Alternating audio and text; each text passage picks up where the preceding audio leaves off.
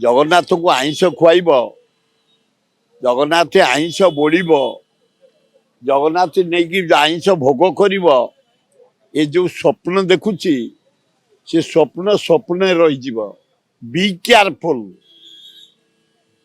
ତୁ ଜଗନ୍ନାଥଙ୍କୁ ଆଇଁଷରେ ନେଇ ସଂଶ୍ଳିଷ୍ଟ କରିବୁ, ଖୁଆଇ ଦବୁ, ତୋତେ ଶୁଆଇ ଦବୁ। ଆମେ ଜଗତର ନାଥ ଜଗନ୍ନାଥ ନିଷ୍ଠାପର ଦେବତା।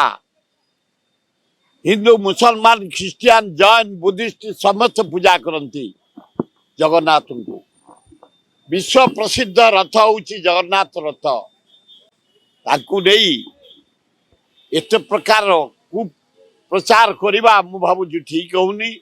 ମୁଁ ନିବେଦନ କରୁଛି ଶାନ୍ତ ହୁଅନ୍ତୁ, ଜଗନ୍ନାଥଙ୍କ ନାଁକୁ ବଦନାମ ନ କରନ୍ତୁ। ବିହିତ କାର୍ଯ୍ୟାନୁଷ୍ଠାନ ଗ୍ରହଣ କରାଯିବ। ତାଙ୍କର ଯୋଉ ଭକ୍ତମାନେ କେବେ ଛାଡ଼ିବେନି ତାଙ୍କୁ। ଜଗନ୍ନାଥଙ୍କ ହିତାକାଂକ୍ଷୀ ମାନେ ଛାଡ଼ିବେନି।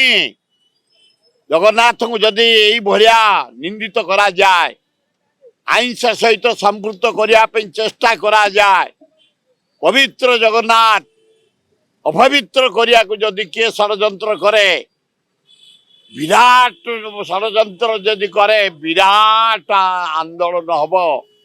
ସରକାର ସେଥିପାଇଁ ଦାୟୀ ରହିବେ। ମୁଁ ଆଗୁଆ ଜଣେଇ ଦଉଛି, ଜଗନ୍ନାଥଙ୍କ ଉପରେ କମେଣ୍ଟସ କେହି ନ ଦିଅନ୍ତୁ।